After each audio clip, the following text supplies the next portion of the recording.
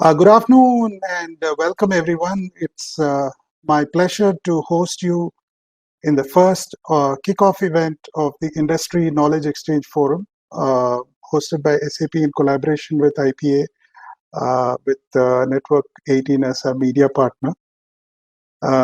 We started the Industry Knowledge Exchange Forum for Life Sciences and Pharma last year, and we had some compelling events last year, some of the highlights of which I will share with you now. So this year we have a full-fledged calendar for rest of the year. That is also something that I will take you through. And I will conclude with a brief introduction to how today is going to look like. And then uh, you will be treated to some great insights from industry leaders, which is essentially the purpose of holding this knowledge exchange forum. So what is this about? This is something that we designed last year, keeping the industry in mind, keeping the advancement of industry in mind, how to best exchange ideas, knowledge with the sole purpose of advancing the industry much, much farther from where it is today. We will get contribution from industry leaders, consulting partners, and SAP will act as the technology lead in providing insights on where technology can actually take the industry. So this is a great collaborative event. We cannot make this complete without your participation as well. So as you listen through the panel discussion, we really encourage you to come up with questions. Last year, we did 3 events under the theme of serviceability, essentially to get the right products at the right site at the right time with the right quality. So we concentrated on 3 key topics last year on manufacturing, supply chain, and quality. And we had some great insights with participation from industry leaders spanning multiple companies. I don't want to name each of them for the fear of probably missing out one or two. We had BCG as our consulting partner, and as always, IPA was our guiding light, essentially showing the direction in which we should focus our efforts to help the industry move forward. So very briefly, some of the insights that we got in the manufacturing event, which was hosted, I think, in October of last year, the importance of doing small projects, which are digital, true digital innovations, yet at the same time, those that yield quick results, so that there is significant belief that innovations and transformations are not necessarily drawn out for long periods of time, that people cannot see the fruits of their labor. So we came up with a few ideas, and some of which have been executed by clients. Some of the key highlights in that space I would like to call out are how to improve yield, how to ensure that people are better enabled to use technology within the line function, so that they really don't have to rely on reports, but they can collaborate with the larger team. How to make people more self-reliant in the usage of technology for the purpose of analytics, so that the field can be advanced seamlessly. When it comes to supply chain, which is of course a critical component of ensuring serviceability, we talked about the importance of ensuring that planning is not static. Planning is very dynamic, be it on the demand side or on the supply side. How critical demand sensing has become, how critical it is important to be having visibility between central planning and detailed planning and scheduling at the plant level. How there is real-time visibility across the value chain, so that any disturbances or any impediment can adequately be balanced, so that the supply chain doesn't take a hit. So this was a great learning for all of us. And of course, nothing ends in this industry without talking about quality. We spoke about quality, especially with reference to some of the recommendations that came from the Drug Shortage Task Force, which was initiated by the US government. The report came out in the early part of last year. But a lot of the recommendations that have come from them are applicable not just in quality, but in the entire development life cycle, right from product development through manufacturing through execution. So these were some key insights, and I have called out the links for the recordings from these sessions at the bottom, and we can make this available to you so that you can also go and listen to those and get a flavor for how we started this whole knowledge exchange forum.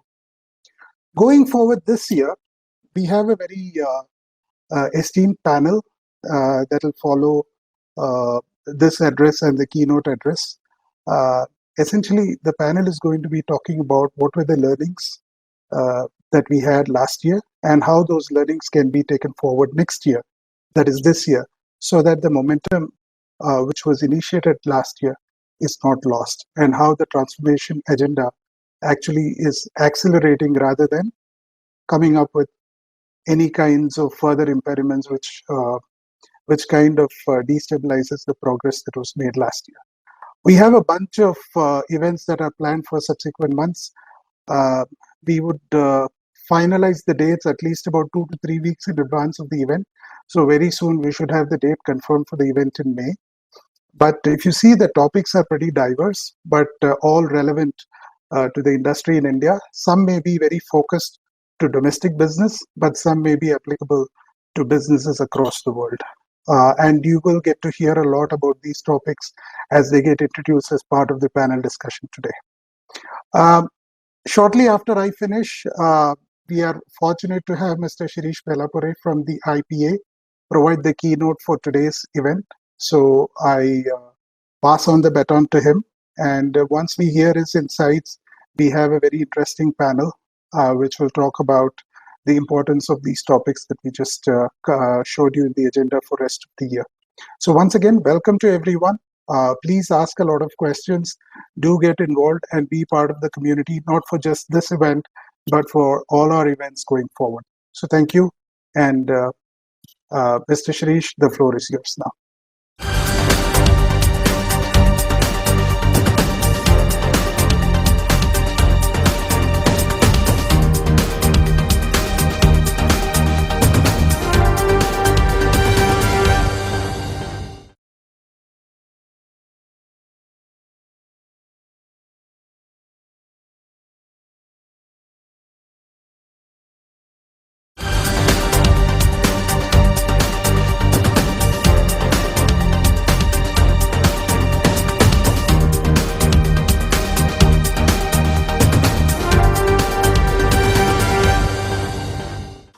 Good afternoon, everybody. Thank you, organizers, for giving me an opportunity to present this address to you. I think let me start with I think everybody is talking about the COVID-19 and issues related to this. COVID-19 is first and foremost a humanitarian challenge. Thousands of health professionals are historically battling the virus, putting their own lives at the risk. And I think government, industry, everybody has done this for the last 1.5 years. We thought that it is getting over, but again, it has really started. Now, this COVID-19 has some unique challenges which were thrown to the industry. And I would like to talk about those challenges, what has happened and what we can do further on this. I think one of the important challenge which was there during COVID-19 was the demand variability. I think we used to have the changes in the demand. Sometime hydroxychloroquine, sometime dexamethasone, somebody will ask for remdesivir, somebody will ask for the firavipir. So, and it was changing from time to time. And that was one of the major challenges faced by the pharma industry. Second important was the supply chain disruption. Supply chain disruptions were at various levels: international border, national borders, state borders, town borders. Everywhere there were issues related to this in supply chain disruptions. And we have to ensure that employees can cross the boundaries and go to their workplace. Trucks have to move. The major challenge was also onto the raw materials, packaging materials and ancillary materials also, because they were not declared as the important industry for this purpose. Third thing was the unpredictability in the workforce availability. I think everybody must have seen what workforce was available. Sometimes they were there, sometimes 3-4 cases comes, everybody is out. So there was unpredictability in the workforce availability. Also, those people who were coming were SMEs, mainly subject matter experts. So the operators will do only filling machine or only compression machines, or analysts will do only particular type of analysis.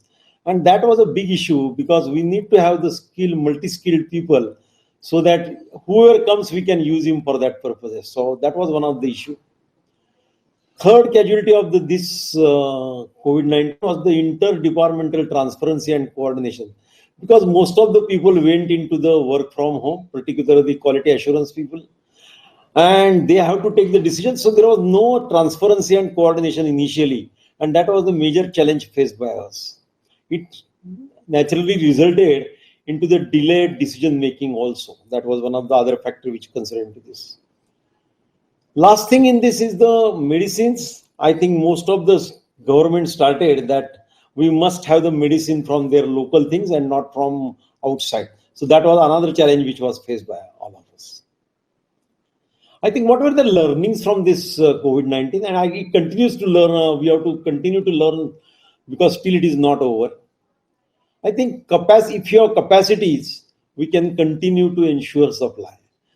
With the changes in the demand also, we could supply the goods to the market without any real shortages.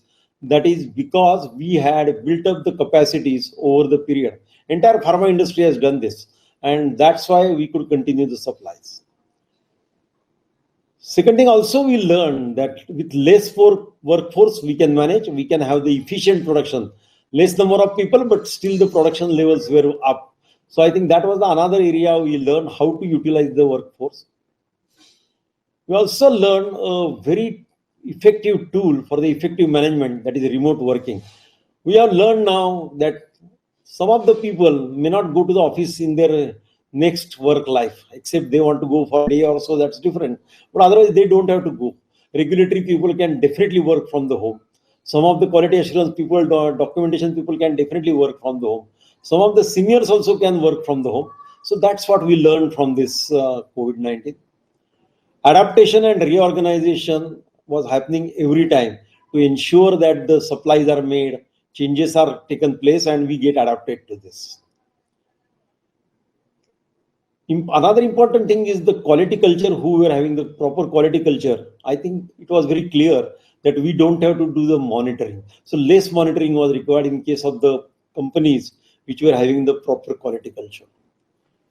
The biggest flip side or the biggest boon of the COVID is the investment in automation and digitalization. I think we were pushing it for last 5 to 6 years, but companies were not so aggressive. They were saying we'll take its own time. We have got adequate people. Invest in automation when the same jobs can be done by the people.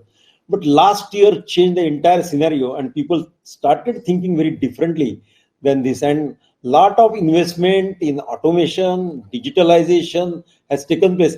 And most of the big companies are thinking in that direction that we need to do some automation and digitalization. Some plants, I was told, one of the plant has become completely paperless as well as touchless. So that's another big advantage. And that's what is going to take us forward. And I think probably we are going to discuss this in detail today. What are the priorities now for us? I think first is the multi-skilled workforce, which is necessary. Remote working model will continue for the next how many years, I don't know. But that will also, effectiveness will be better over there. Automation knowledge will ensure less disruption in our working. And another important thing which I talked about is digital and analytics, DNA, which will enhance the productivity across our value chain. That's sure.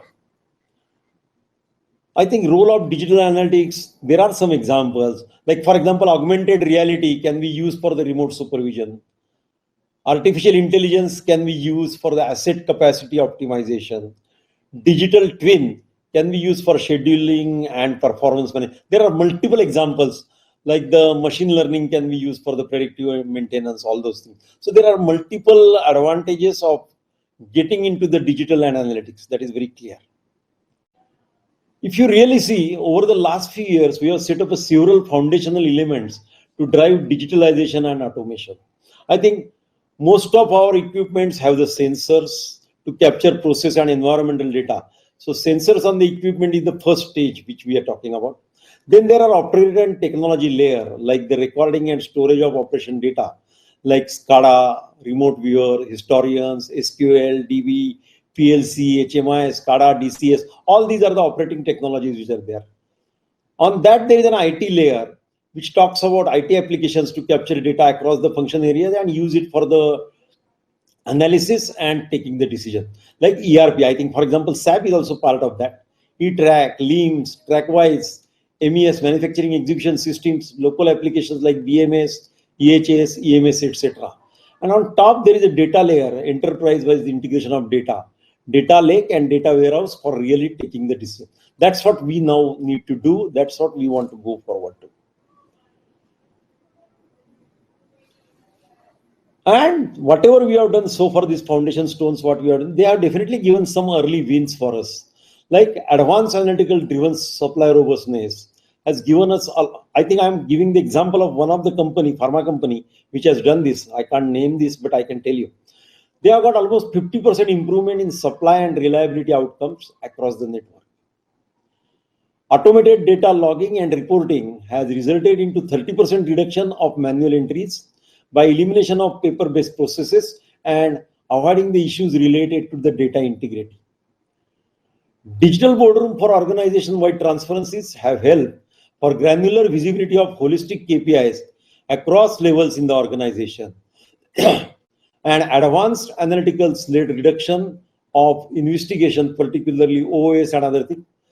With these advanced analytics in the manufacturing and the quality control have reduced invalid OS percentage to almost 35% plus. So I think that's a big achievement. But that's not the end. We have to go forward. Our aspirations is going forward is even more bold, and we need to do a lot of things.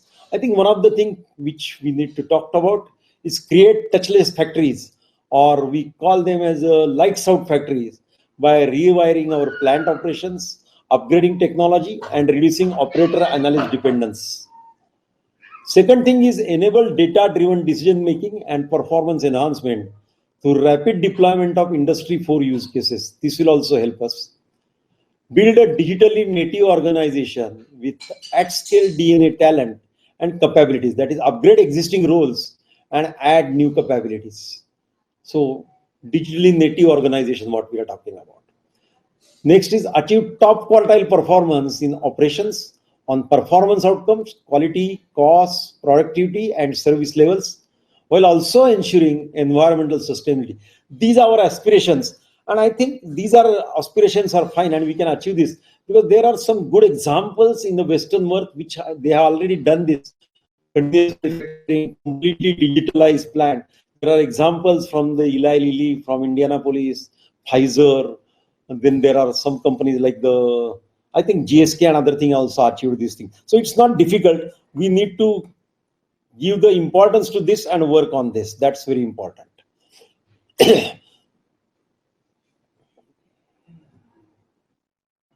This from our journey so far, there are some learnings. It is not without learning again.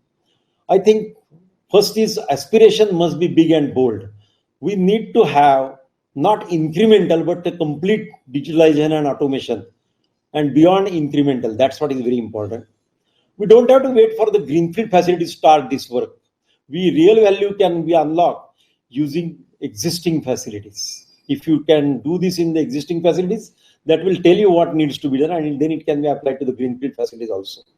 Many times people think that it can be done only in greenfield facilities. Not true. Our existing equipment are ready. We need to do little modification, but they can go for the complete digitalization. We need to have a strong value-backed view to any investment and initiative. I think there is a trap otherwise. For investing for the sake of technology is not the right thing. Technology for what is the output or what things we are looking forward it should give, not just for technology. We need to have the dedicated teams to drive and sustain such a large-scale efforts. We also need to have onboarding of new skills, also on the reskilling of existing workforce. True transformation can only happen through a combination of both. And as you know, there will be always some people who are critics or who will not be directly coming on this side. But I think it is necessary and critical to take them along. I think one of the important thing which I would like to tell you here is, in addition to whatever we are doing in digitalization, I think there is big thing which we need to create in the digitalization, the cyber safety requirement. There are many cases, even in India, the two pharma companies were impacted big way by the cyber security threat. And in internationally, there are many examples, starting from Merck. So I think we need to, when we are building up the digitalization platforms, we should take the adequate care so that cyber security threats are taken care of and we don't land that into another trap. That's very important.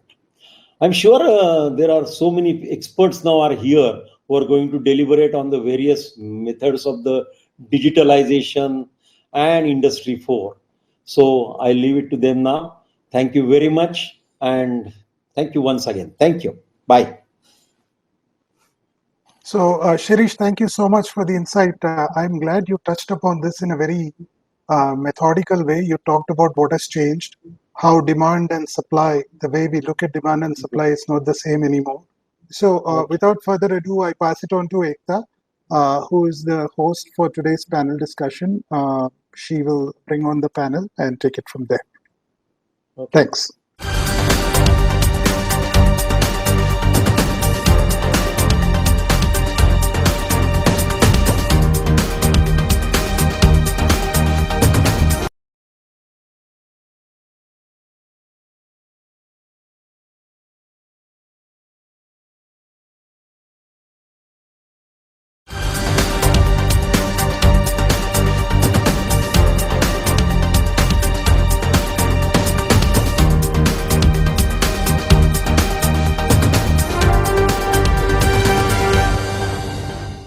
Thanks, Rajesh. Well, we have a whole list of panelists joining in, an extremely esteemed list of panelists this afternoon with us. So let's get going. Good afternoon, everyone. Today's discussion, in fact, is not just about pharmaceuticals and technology, but also on the overall concept of thought leadership in the industry. The biggest talking point now for more than a year has been the COVID-19 pandemic. And at the epicenter of the COVID-19 crisis are healthcare organizations. Healthcare companies are not only battling to save lives, control infection rates, but also protecting their frontline staff.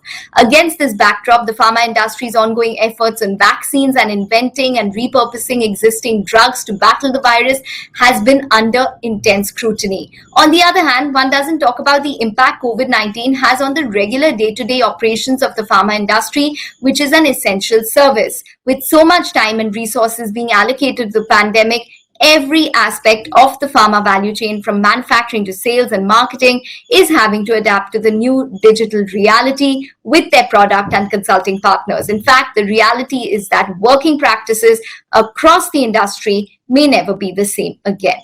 Well, before I introduce the panelists, I just want to remind the audience to ask questions in the chat window. Well, let's get to our esteemed panel then. First up, we have Ms. Ghosh, who is the Industry Business Architect Team Lead, Industry and Customer Advisory Practice, SAP India. She has over 18 years of experience in the IT industry as a business process and technology strategy consultant. Mr. Joydeep Ghosh, who is a senior partner at Deloitte. He specializes in supply chain manufacturing and logistics solution consulting. S. Ramesh, Executive Director, Global CFO and Head Corporate Affairs, Lupin, with over 2 decades of experience in leadership positions in the finance domain. He's also commenced his second stint at Lupin about a couple of months ago. Kedar Upadhyay, who is the Global CFO of Cipla. He provides leadership and strategic oversight to multi-locational finance teams operating throughout the globe. Mr. Prasad Deshpande, he's the Senior Vice President and Global Head Supply Chain Management, Biocon. He has 26 years of global and diversified experience in the field of supply chain management and contract manufacturing. Mr. Srinivas Rao, who's the Global Head of Supply Chain at Sun Pharma.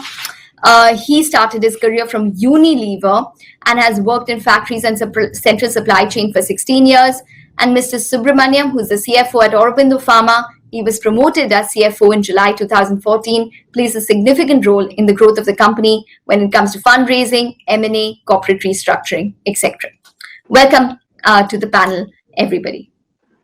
Well, with that, we're going to start this discussion, and we do have an esteemed panel ahead of us to answer what the way ahead is. But, let's start in terms of setting the context first, and I'm going to throw the question to the CFOs first. Ramesh, let's start with you. We've heard a lot about the challenges which have been imposed upon the industry due to the lockdown and because of maybe some geopolitical compulsions as well.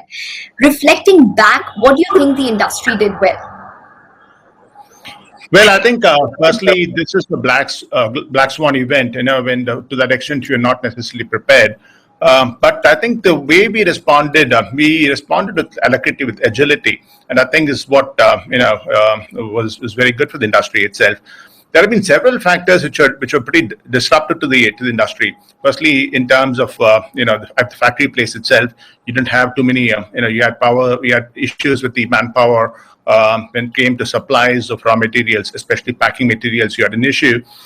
Even though this was actually classified as an essential industry, we had issues in terms of imports from China.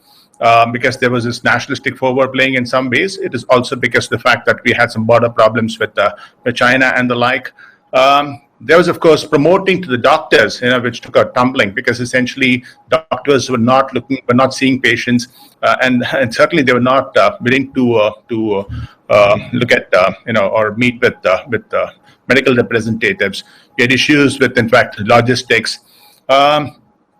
So nobody really, whilst we have all heard about scenario planning, about multiple disruption planning and all of that, it's not as though we really prepared for the event. The fact that we were able to kind of react with alacrity, with agility, and respond and keep our supply chain going, the very fact that we're able to keep, despite the fact that it's actually supplying to several countries all over, we kept our customers ahead of us, and we were able to be on top of the supply chain itself. And that, I think, is a good thing, which actually worked very well for the industry. Okay. Kedar, what about you? What do you think the industry did well in terms of the past 12 months? I think many things went really well, in this pandemic. I think all of us learned in the sector how to deal with the crisis. And most important thing that you don't want to compromise upon is providing high quality medicines throughout all the patients globally in all the markets across the world that we continue to operate. So in my mind, the algorithm of getting people safely into our manufacturing locations, warehousing locations, depots, and ensuring that we work with the transporters during the lockdown protocols and making the products available throughout the world. In my view, I think hats off to all our colleagues in operations and across the functions who made it happen. And there have been very low number of complaints of product non-availability. So in my view, I think that's the first thing which happened well. Secondly, I think during this time, typically what any enterprise would do is to establish a rhythm of scenario planning. And all the integral components of running an enterprise in these times, which are with respect to cash, inventory planning, collections, working capital, connect with channel partners and customers. I think all those were planned methodically. It's not that we had an experience of dealing with this once in a maybe 1,000 years event, but I think we all came together. We mapped step by step. And all the processes were galvanized in a manner in which customers' needs were adhered to, channel partners' needs were considered and delivered, and most importantly, employees who are operating to some extent, at least in the office from home. I think ensuring an IT infrastructure, cyber security infrastructure, various applications in which everybody was able to connect with each other.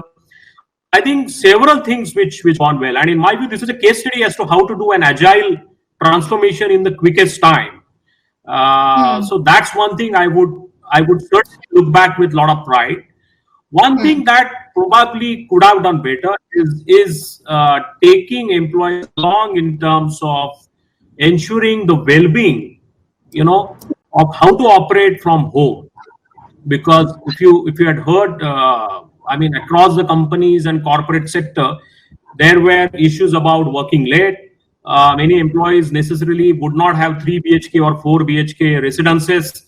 So I think dealing with older parents, kids, so I think maybe companies could have done to some extent little more facilitative role, but I think all of us learned it as the pandemic went by. Those are Okay, the things that I believe went well, and one thing that I mentioned, it could have gone well.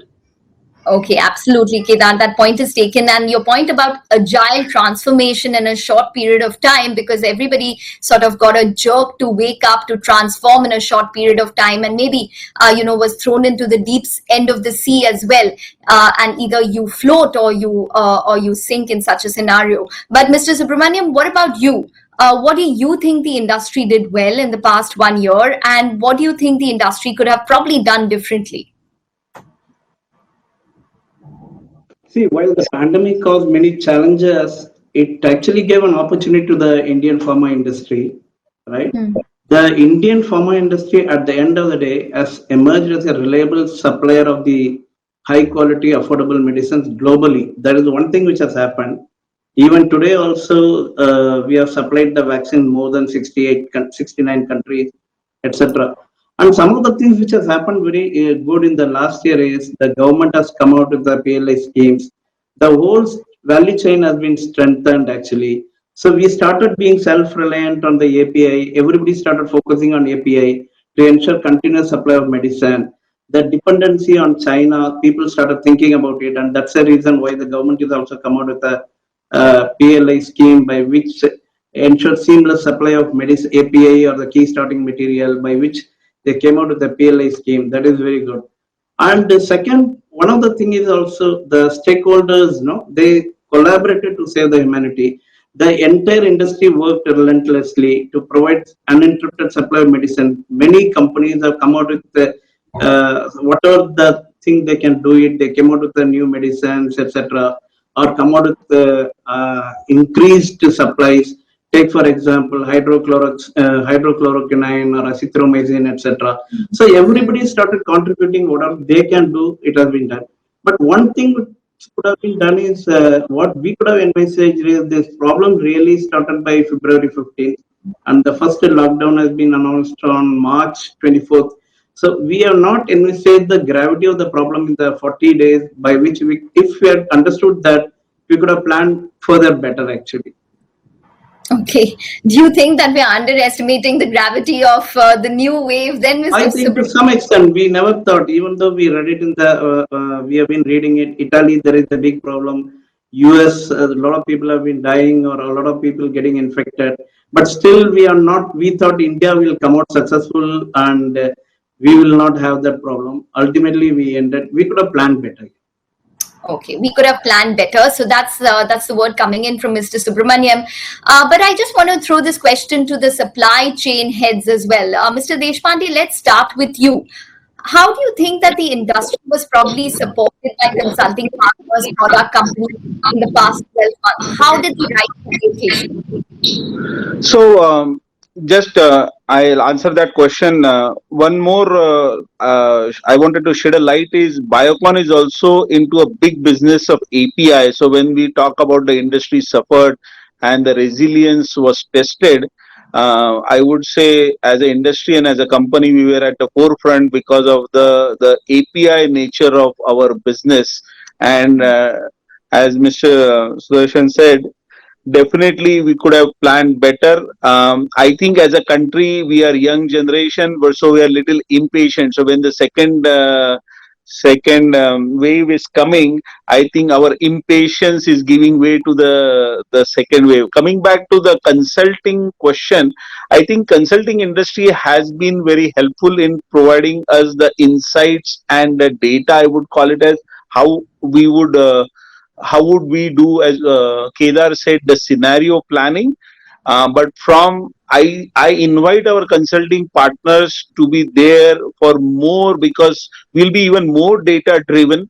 We'll be more into what if scenarios, and where all the engines like the SAP engines, where the technology, or whereas the consulting partners have wealth of information and insights across the globe, and that will help us to chart the way forward.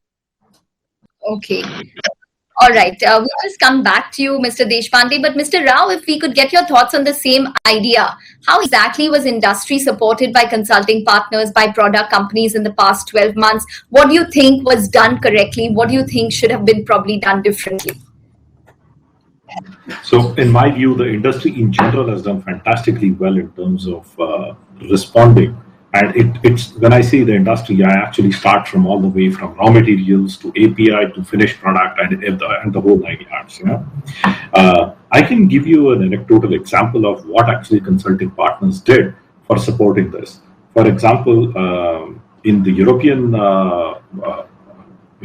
medical supply of European medicines, actually there have been a consulting partner who actually brought in all the data across all the globe from all the companies which we were supplying, and they did a fantastic job of actually pooling all the materials from generics to brands to everything, and to be able to make sure that the patients are actually getting their medicines on time. Specifically on the chronic medicines, it was very important for patients to actually get their chronic medicines, and consulting partners actually helped a lot in terms of putting the data together, making scenarios in terms of if not this, if not that, and so on and so forth. Apart from that, they also actually helped some of the companies in terms of putting up alternate scenarios because of the airlines actually stopping the passenger flights, which were carrying almost 20 to 30% of our goods. All that was stopped, and they actually put up all those seaports into action, and they created some special lanes for us through the Government of India intervention, and got a good amount of help for us, both from a regulatory perspective as well as collating data and putting it together. Yeah. Okay. All right. So there was a streamlining in terms of operations. That's exactly what you thought the contribution was. But Joydeep, from a consulting partner perspective, what was your experience? Where do you think you probably faced the biggest hiccups? What do you think could have been done differently and probably more efficiently? I would like to thank that the industry, as Srini has pointed out, and before that Prasad, Kedar, has done incredibly well in the face of deep challenges. Truth be told, this was new to every single one of us. We never plan for it. We didn't know how to deal with it. But we now all put our heads and shoulders together to figure out what best could be done given the situation. So for the consulting sector, obviously our first and pretty much the first top 10 priorities remain the well-being and success of our clients.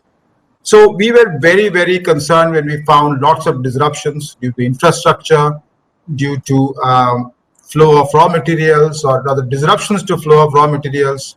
So we tried obviously to make sure that we try to create an environment of protection in terms of finding out what kind of tools to use, what data to use, how to react faster, quicker, how to make sure that the impact or negative impact is as far as possible minimized.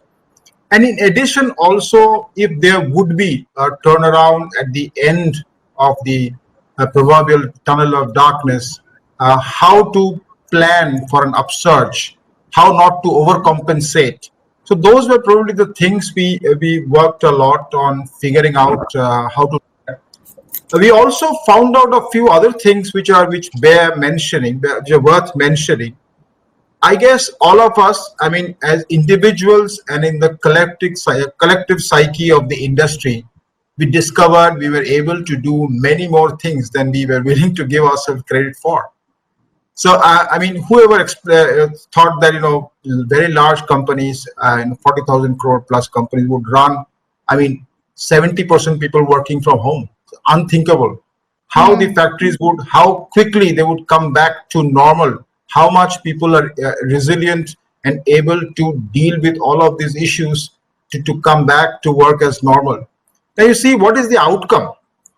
The outcome, if you stand back and look at it, yes, everybody has suffered as it has gone through lots of difficult moments. But we have found out that, as I said, we are able to do many more things than we ever imagined we would at the end of 2019 even. Secondly, what we have found also is that we have found things about our weaknesses, like Prasad mentioned about the API story, and there are others who have worked on that. The government is also incentivizing that. Those are genuine strategic weaknesses we have been able to identify, unearth, address, and I'm sure with due action in these same lines, the companies and the government together will be able to mitigate that. I'll stop by mentioning one additional point. This again,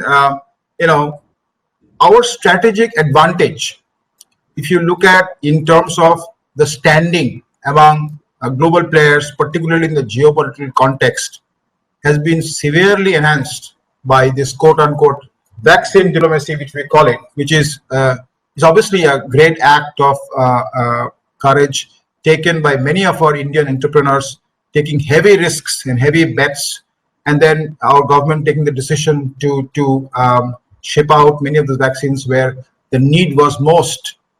This has given us a lot of strategic advantage in the international among the international players. So this is really a lot of, like, we have all of us have gone through a lot of trouble in the last year, and probably these troubles are not over as we see the second wave is coming back and hitting us.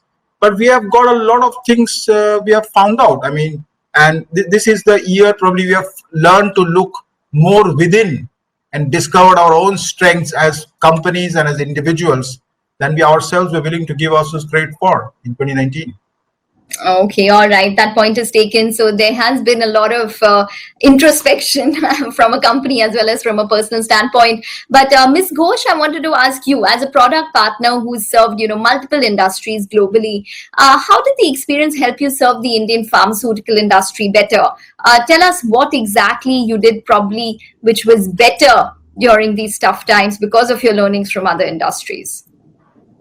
So one of the key things that, was where technology was first leveraged extensively was to ensure business continuity. And the next big area, which also Kedar referred to, was to ensure employee well-being. Now, pharma being a industry which is essential, the production had to continue. So ensuring employee well-being also needed the, being able to track employees on the shop floor to ensure their safety. So that was a completely different level of ensuring employee health, safety, and well-being on the shop floor, where technology actually leapfrogged a few years, right? Mm-hmm. The other big area was around just ensuring employee well-being as they were working from remote locations.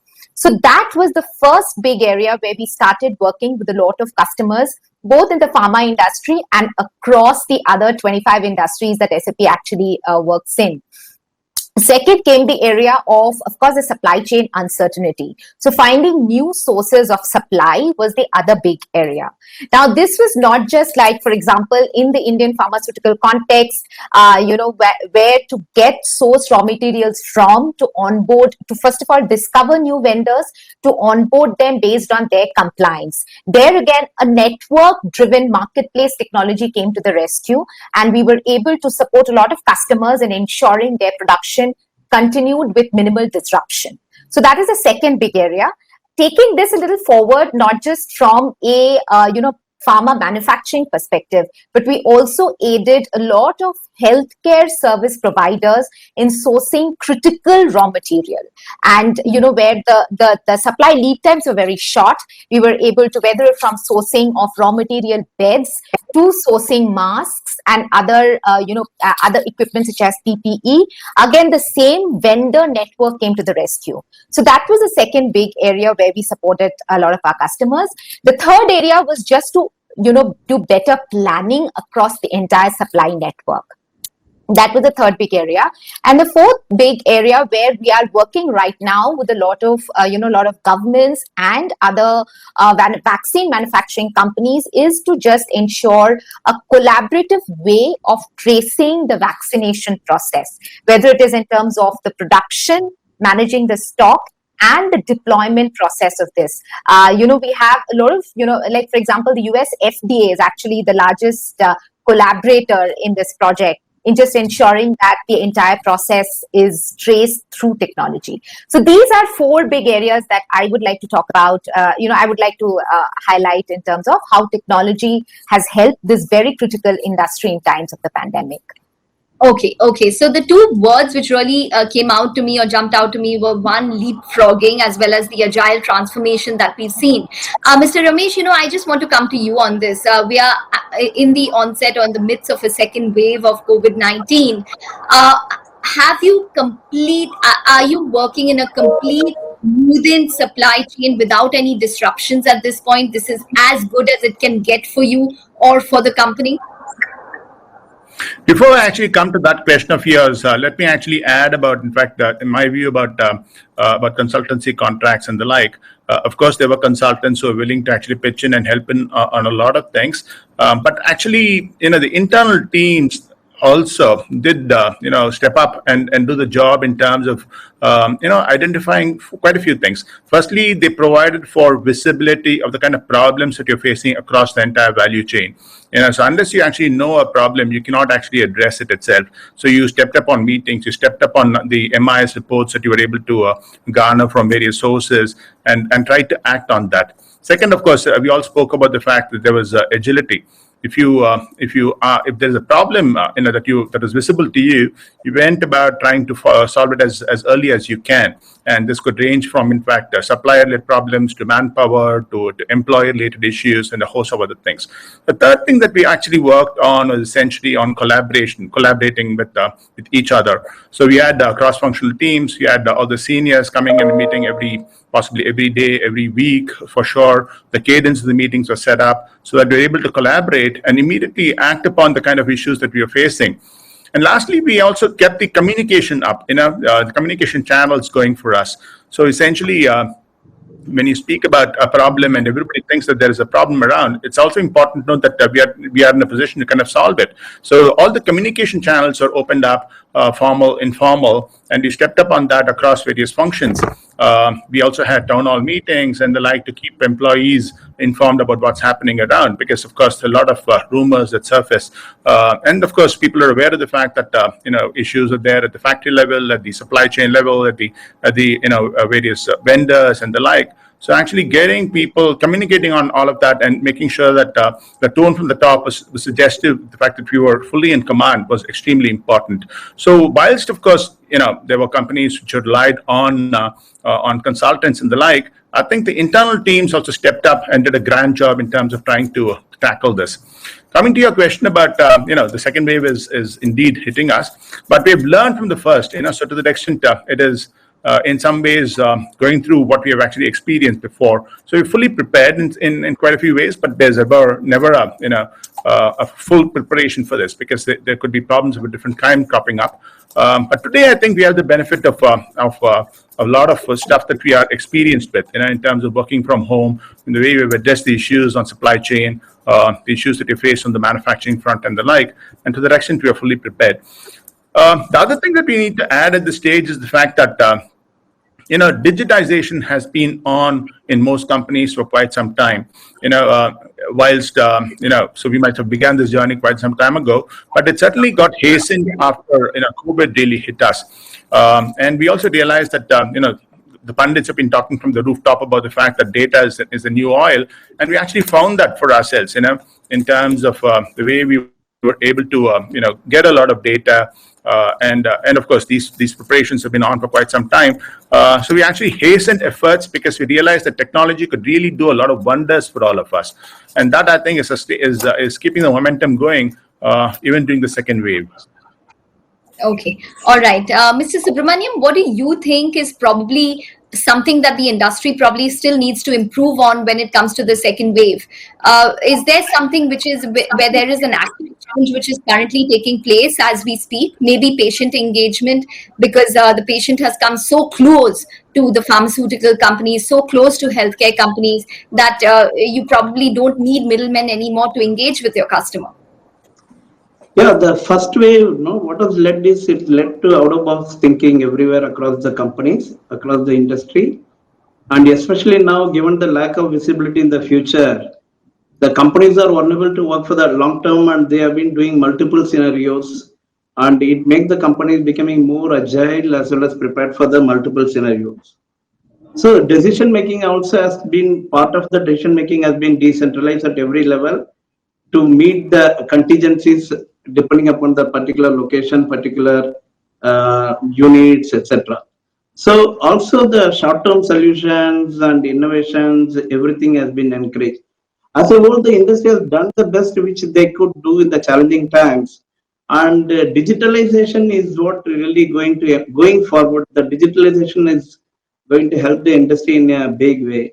So in the last 1 year, what we have learned is apart from the physical interaction with the doctors, etc., we are able to approach multiple tools, online consultancy, etc. We have been doing, and the digital developments will drive the value for the pharma companies mainly on 4 areas. One is the ability to deliver more personalized patient care. That's very important. Engage more fully with the physicians and patients. And third, we have been able to use the data to drive superior insight and decision making. And last is transform the business process to provide real-time responsiveness on various things. These are all really, if you really see in practical, take any example, if you really see, all these things are slowly in the last 1 year which has happened, which was not happening in the past, and it is going to improve in a big way in the coming years.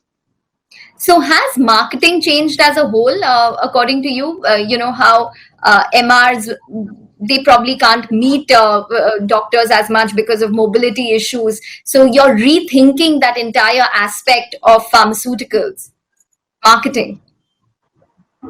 But certainly not going to be on every therapeutic segment, etc. But there are certain common therapeutic segments, etc. This is going to change, and people are becoming more wiser. And we have been started looking into the online application by which we will be able to do self medication. So for small problems, we are not going to get into the counsel doctors, etc. Unless it is a very serious one or a very next level. So these are all going to change in the coming years, and companies have already experienced in the last 1 year, and already I'm sure everybody must be thinking, why not we approach it in this way? Okay. Mr. Deshpande, I just wanted to get your thoughts in. How do you think these cost savings that we're probably going to see in some form or manner, say it's more efficiency in the supply chain, say it's marketing costs, etc., how do you think these are probably going to be retained going forward? Because once the pandemic gets over, that will revert back to normal and these savings will not be contained. So I think cost savings, we have to look at it more holistically. In fact, during the pandemic, because of the so there was a pandemic from China, but then there was another geopolitical situation from India and China. So the cost in fact went up. So pharma resiliency was tested from 2-3 perspective, as we discussed before. One is the supply to the patients, all the challenges, but on the cost side also, I have esteemed CFOs here who will agree to that. So pharma delivered under the tremendous cost pressure. Now going forward, as more we will overcome these challenges, I think the cost pressure will little bit ease. But from a long term perspective, this is also learning for India as a country, and for the India being the pharmacy of the world. We concentrated more from a formulations perspective for the world, and we've been delivering billions of doses across the patients. But I think it is also time to get vertically integrated in the country, not in the particular company, where we'll not only have a long-term cost advantage, but we'll also have an accessibility for the medication, which largely hinges on China right now.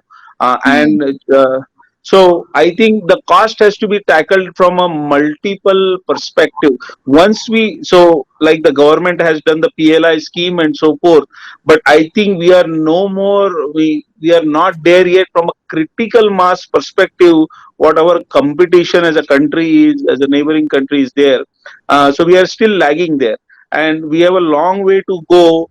While we have optimized on the front end, which is the formulations and distribution to the markets, I think we need to develop the same ecosystem upstream of the pharma value chain.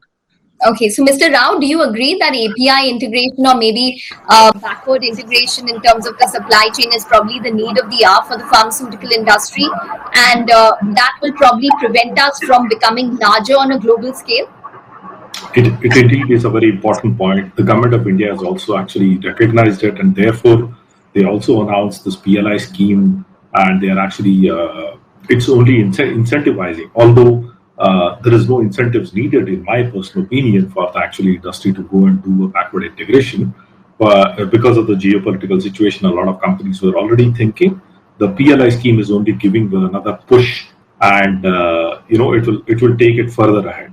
I mean, I see no reason that it is not required. It is actually going to get a huge benefit. The whole industry will get a huge benefit of for the integration, the backward integration, I would call it. Yeah. Okay. All right. Kedar, what do you think? And what exactly has the industry done which has changed significantly according to you in the past 12 months? Yes, the PLI scheme is one part of it, but is there any sort of different procurements that you all are undertaking in order to hedge your supplies?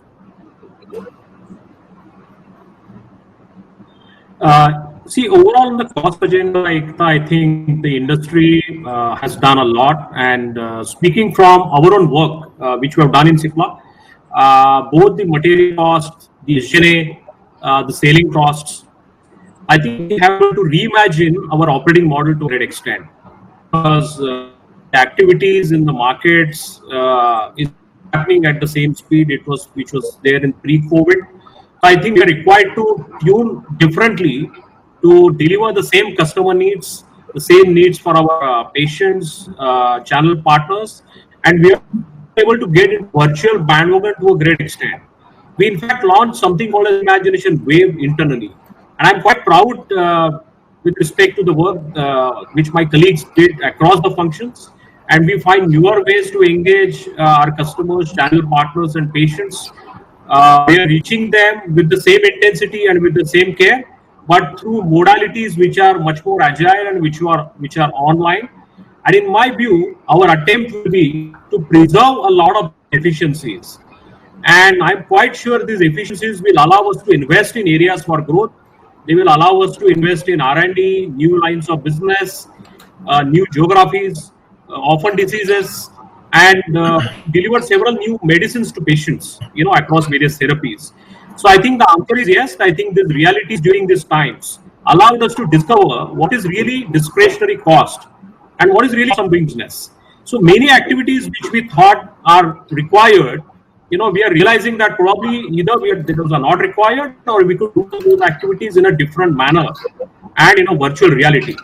So I think the work done, to answer your question, Ekta, by the industry and by companies like us during these times has been phenomenal. We are operating with completely different paradigms, and I would urge that all of us should preserve these efficiencies to the great extent we can, and reach the customers, channel partners, and patients faster with lower cost, and allocate the capital towards newer lines of business, newer therapies, and orphan diseases and things like that. Okay. Mr. Ghosh, what are you recommending for companies to scale up? How fast do you think backward integration needs to take place? How much have we progressed, say, from 12 months ago?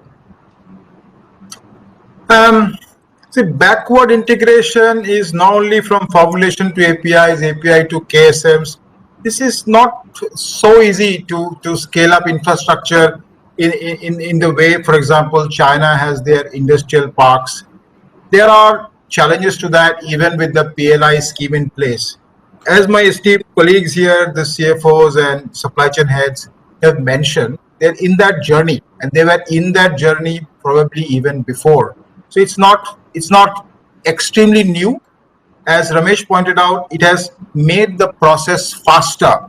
So people are obviously trying to get this backward integration, may not be, as Prasad pointed out very correctly, probably not within one company, but probably in the country as a whole. It is important. If you look at the reports, the API share of import has risen from something like 5% to 70% from 91 till 2018 or 19, around that time. So it's a very large dependence has increased.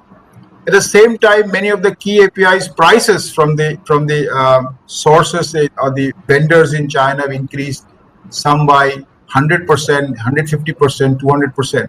So the need has been felt for quite a long time, and the journey has started. This journey is being incentivized. Srini says incentive is not required, but obviously that incentive is helping. Definitely the PLI is helping, but the incentive is in any case there even without the PLI. So that is the journey is on. Now, but if you ask me, can you achieve that overnight? You can't. You really can't. So there will be challenges to infrastructure to our country. Ours is a democratic nation, not like some of our neighbors. So we have to take people along, and this will take time. We have to take clearances. This will take time. Sure. So in the meantime, what can help is some of the things which our CFO colleagues have outlined. Measures of cost reduction, cost control, alternative methods of reaching the influencers, be it physicians, hospitals, and obviously the end customer, the consumers, which are the patients. It's almost as if the technology solutions have come to the forefront in such a large way because we have probably pushed to the wall a little bit in the last year. They have become digital FTEs in their own right, very efficient and very controlled with AI, ML, you name it. And those are here to stay. And the companies are planning such that they will be enhanced further, and they will act and contribute to the bottom line of these companies. And we surely are, and we should try to become the number one pharmacy of this world, and we are absolutely capable of doing that. Okay. Ms. Ghosh, I wanted to ask you about this conundrum that a lot of the pharmaceuticals or every industry faces, because there is cost containment, and the pharmaceutical companies, to be fair, in the past 12 months have enjoyed that cost saving, resulting in higher margins for most of the companies. But on the other hand, you do have this issue about CapEx. You do have issues about entering into new geographies, launching new products, getting into new markets such as complex generics, APIs. So how do you balance both of those? Do you contain costs? Do you go out for growth? Right. So, in terms of cost containment and how technology can play, a differentiating role there, I'd like to, very clearly point out 5 points. The first one is in terms of balancing the supply chain. So today we do see a lot of inefficiency that is built into the supply chain, whether it is in terms of raw material sourcing, in terms of just understanding what my demand sources are, because that is becoming, from a deterministic nature, it is becoming stochastic. So just understanding demand, sensing the demand, and balancing the demand across the supply chain in such a way that I am not compromising on the serviceability, while I'm also ensuring that my costs are kept under control. So that requires both support of decision-making tools through analytics and also just systems that are able to manage these transactions. That is point number 1. Point number 2, digital transformation also means upskilling of the entire employee base with the digital skills. So we are today, most of the work is being done remotely, whether it is, even inspections related to quality control, quality assurance, right? A lot of this decision making depends on data. Now, in a physical setup, when you were co-located with your colleague from the other department, you could always walk across and get that information. That is not available today. So what kind of digital skills are essential to be imparted to the entire base of employees for them to be able to do their job more efficiently? So that is another big area of productivity related cost savings. Third area is related to driving higher return from marketing spend, which a lot of, there was a very interesting discussion that was happening in terms of how can we drive higher efficiency from the commercial operations, right? So understanding influencers, understanding their buying patterns, whether it is a hospital or a doctor or any other industry influencer, and leveraging that information to further, optimize and allocate the marketing spend and the time of the field force that is going into managing all of this. So that is the third area. The fourth area is just in terms of tracking and tracing the inventory as it is flowing along the entire supply chain, right? That not only can help in optimization of the stock levels, but also in fighting the menace of drug counterfeiting. So that is the fourth area. And the final fifth area is just in terms of driving efficiency through higher automation in the manufacturing value chain. And this is very closely linked to a lot of sustainable practices, right? Whether how well are we, driving energy sustainable practices, water reuse. So Climate 21 and sustainability can be, while it is a good corporate practice, but it can also be a huge driver of savings going forward. So these are the 5 areas that we see, in terms of technology enabling differentiating cost savings for pharma companies. Okay, all right. So that's a lot of, that's actually a very comprehensive and interesting list there. Thanks very much for that. But Kedar, I just wanted to come to you. We're talking about digital. That's the new buzzword. That's exactly what is focused on in terms of technology cost savings. There's a group of pharmaceutical companies that have come together and they've formed ABCD Technologies. And that is aimed at digital transformation as well. So give us a sense in terms of what that is, why have you all done it, and what does it mean for Indian pharmaceuticals? Are you all trying to augment yourselves to a new level of, say, digitization in the country? Yeah, thank you for actually asking that question. See, I think the objective is pretty clear. Those of us who have been in the industry from the last several years, there has been a persistent feeling that how can I have a visibility across the value chain, right from the time I sell my product from my warehouse to the time it goes to a wholesaler, then it goes to a retailer, from the counter, sometimes there are returns and expiries. So I think the idea was to see how can we establish a very strong transparency in the data. And we have this National Digital Health Mission, which has been announced by the central government, and that also promotes digitalization. So I think to promote good distribution practices, to ensure that all these efficiencies which are today probably hidden, because of lack of appropriate data and lack of appropriate visibility across each step in the value chain, I think this is a great initiative which has been done to augment all of these initiatives. So I think 2-3 things just to sum up. One is to promote good distribution practices. Secondly, to further this National Digital Health Mission related digitalization vision in the industry, and to promote efficiencies. I would expect that once we get this data, once all the terminals are deployed across every pharmacist and retailers, I think it will provide tremendous transparency.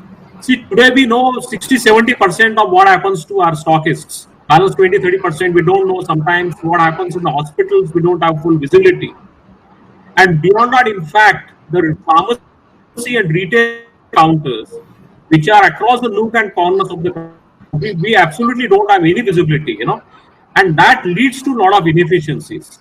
So my hunch is this efficiency driving joint venture, if I would call it, where all the top 8 companies which have come together, once it is operational, and we have all those data and analytics available, we'll be able to do a lot of slicing and dicing, and we'll be able to extract efficiencies. I would expect, the expiries to go down. I would expect returns to go down.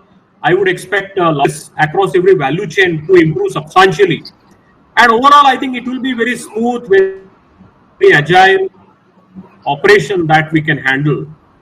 And in my view, this is something that we were waiting for since the last several years. And I'm happy that all the industry colleagues are able to come together, think on the same line, and actually execute this transaction, in quick time to get to that. Okay. All right.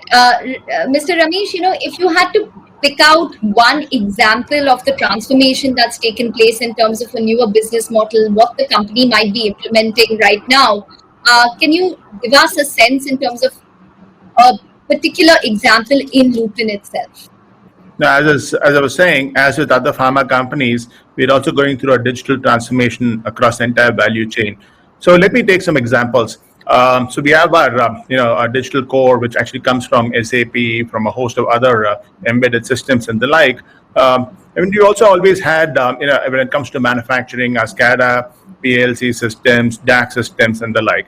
But today we are going on to a very different, approach. We are actually looking at digitization of a very different order, placing sensors across the various machines and gathering various, signals, so to speak, which you can see through an algorithm and do a lot more when it comes to, for example, comes to determining what is the golden batch, which helps in sieving out what is going to be the, out of specifications, out of, trend kind of batches and the like, and the reasons for that will help in better compliance. Another example for that could be potentially along the lines of predictive analytics for repairs and maintenance. You could have the same kind of information, different signals again be picked up, whereby you're able to understand, the needs of the machines, the way they talk, and how would you actually work on consumables or repairs and maintenance to bring down the overall expenditure. Another very good example could be potentially smart meters that you place along the entire value across the entire layout of factories, the equipment, and find out the usage of power, and see how we can actually bring down the overall consumption. So there's various ways of using, in fact, digital technologies to enhance your overall effectiveness, your own efficiencies, and bring down costs. That's an example when it comes to manufacturing. But you can also have examples when it comes to, in fact, the way you actually promote to doctors. Actually, we're using digital in three ways. One is, of course, the first is essentially looking at internal efficiencies along the entire value chain, including supply chain. The second is looking at, in fact, the touch and feel for the consumers, the channel partners, how they actually deal with you. And third is, of course, the paradigm itself, so where you could potentially have a very different paradigm, embracing various elements of the ecosystem, and providing for a very different kind of a business model for pharmaceutical companies. That's very nascent in India, but you have, in fact, examples of the entire ecosystem coming up in parts in India for sure, but in other parts of the globe, it's taking very different shapes. So things are set to change, and I think Indian pharma is also kind of adapting out there. Okay, all right, Mr. Subramaniam. One interesting concept which I wanted to know about is more about the audits as well. Now that it's, the mobility is restricted even across countries, how exactly are customer audits taking place of sites? How exactly are, say, regulatory audits taking place? Is there a complete digital transformation which we can expect within that field? And if not, do you think that it's going to revert back to its normal physical kind of audits that used to take place earlier? No, it's not going to be going backwards. Now people have been looking into forward in terms of integrating the companies with the next generation business intelligence firms and other things, especially when data integrity and computer controls are become one of the key issues, and with the new technologies, etc., coming. So companies will be moving forward in terms of bringing the new technologies, and also in this to thrive in this digital world, the pharma companies are expected to deploy the next generation technologies, right? We exactly do not know how it is going to shape up in the next few months to years, actually, how the regulatory audits and other things. But certainly every company is looking into the next generation. No, they are looking into the real-time transparency details in terms of the R&D, quality controls, frictionless sales and operations planning, especially when the volatility in the front end is very high. People are looking into the value chain not with respect to individual element. They're looking into from the demand forecasting to the end raw material. If you take all the companies who have been participating here, most of the front end will be foreign countries, and the key starting material will be coming in the back end mostly in China. So there is a China is there is India, then there is a foreign country. So many things are there, and this digitalization is going to help them only in terms of the uncertain, volatile environment going to prevail in the coming years. And in terms of specific to the quality control, etc., people are getting into multiple applications like LIMS and Agile and so softwares which are there, which are getting integrated automatically to the main computer system, which must be working on or going to work, right? But this is going to take to the next level in the coming year. That is what we are feeling. Okay. All right. Well, I just want to get some closing comments in this discussion, and I'm going to go around the entire panel to get them. My question with regards to the closing comments is that could you share what it is going to probably take to build a stronger ecosystem, say through industry, consulting partners, solution partners that can help the pharma industry as well as the patient community? So basically, what is going to help in terms of building a stronger ecosystem? And are we prepared for the next unforeseen event? Are we prepared for a possible next pandemic? I'll start with the lady first. Ms. Ghosh, you go ahead. Thanks, Ikta. So, yeah, I mean, a great question to end the panel discussion, I would say. So we are actually, working with a lot of startups who want to, work in the area of, whether it is product development to enable a lot of the companies to move up the value chain, clinical trial management, the golden batch with Mr. Subramaniam referred to also, which brings data from so many different systems to ensure the drug that is produced on the shop floor adheres to the high standards of quality, right? So for all of this, not only are we bringing in a lot of partners who have a lot of subject matter expertise, but we are also open to partner with as many Indian pharmaceutical companies as possible to drive this forward, so that collectively we are so much stronger for the next unforeseen black swan event. Okay, all right. Mr. Ghosh, what about you? So before we discuss that, let's understand one thing very clearly is that, see, the pharmaceutical industry is an extremely difficult industry. I mean, so we must be very appreciative of that fact. The reason is not only because the impact it does on human health, but the principal reason for that is it's incredible that we even have medicines at all, because out of the 40 trillion odd cells in a human body, only about 1200 druggable proteins. And from the history since FDA started, we're probably less than 2000 NCEs, new molecules, and they are all with overlapping therapeutic properties, which means probably less than a couple of hundred medicines which we have around.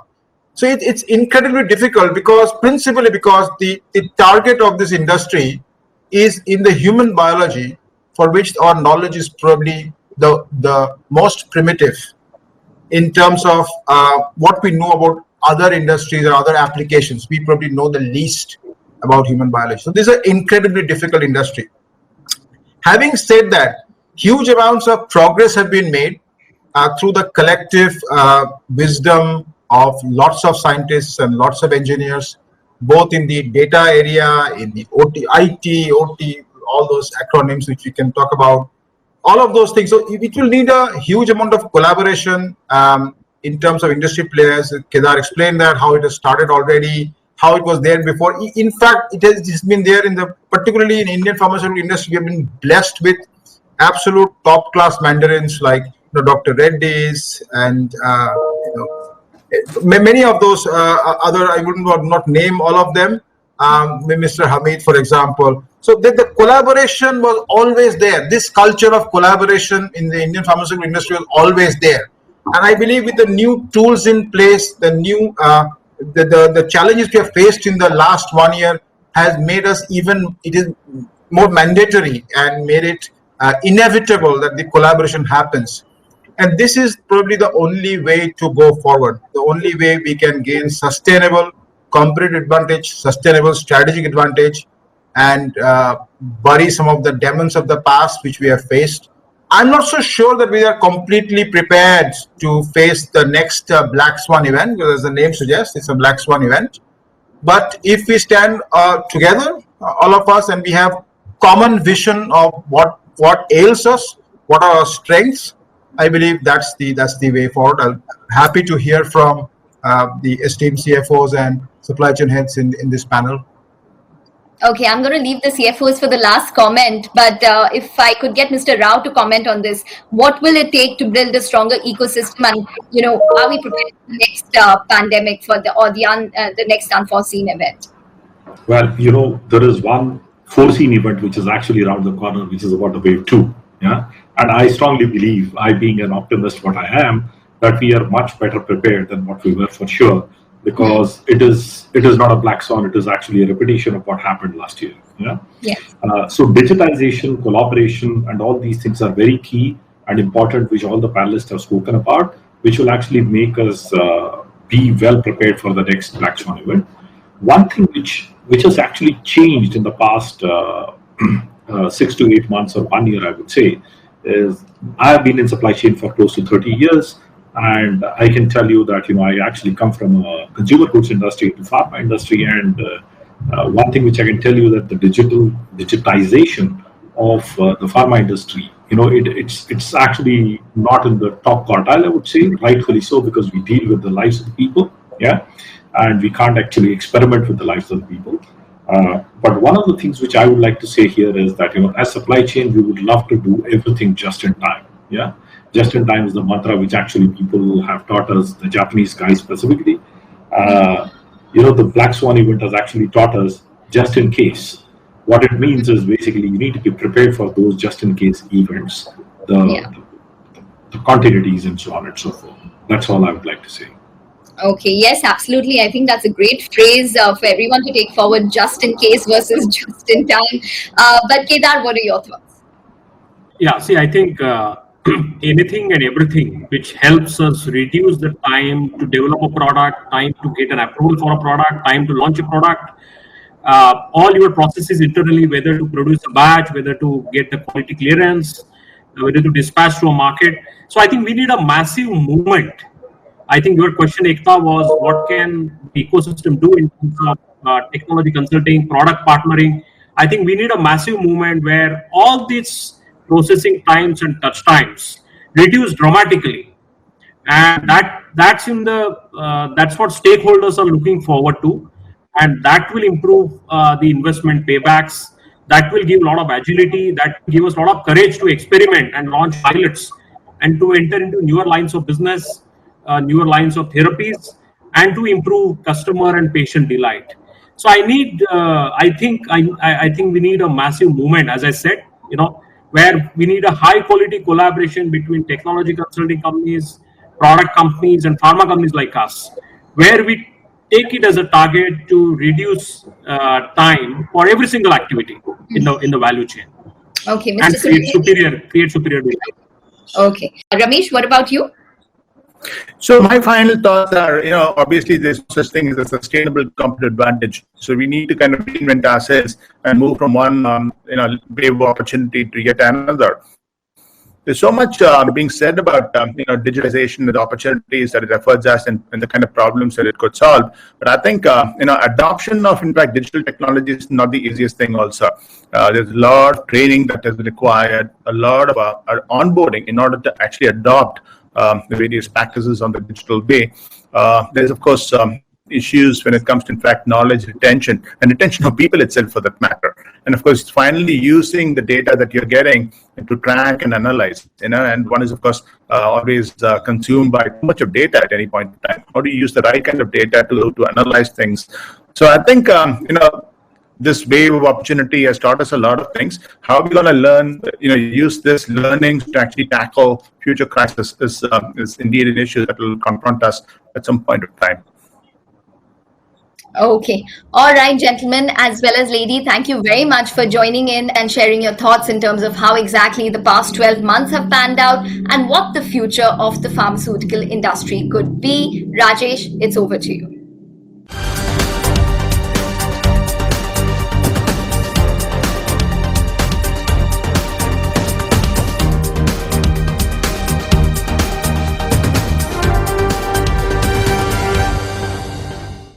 Hey, Ekta and the panel, thank you so much for a great and engaging discussion. I can't thank enough each of the panelists, Mr.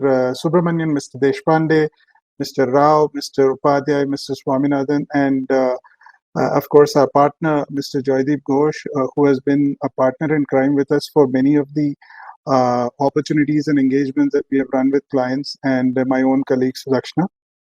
Thanks so much for an engaging discussion. Of course, Mr. Shirish Belapuri set the tone with an engaging keynote address. So, Shirish, thanks as always, for being a guide and mentor to us. This is a great initiative that we hope to make a difference in the industry, and your constant guidance, starting with what we heard from you today, will always be a great help in this endeavor. This event would not have been successful without the active participation of a lot of the members from the audience. Thanks so much for all the questions. We have tried to answer some of them over chat. For those that we could not get to, we will see how best we can respond to that. We look forward to continuous participation in our future events as well. And also, we are looking for opportunities where we believe that there is common interest in terms of looking at programs which can be innovation driven, which may not have a solution which is defined at the beginning, but we may have to co-innovate to address a particular problem. We are more than happy to make that difference, and we look forward to your support for that as well. So thanks everyone for a great start, and we look forward to more such confluences, more such meetings, as well as more engagements which are outside of these conferences or meetings, wherein, as I said, we are talking about innovation, we are talking about specific engagements. It can be point engagements, it can be larger opportunities where we collaborate on. So it's a great start, and we appreciate it. And thanks all once again.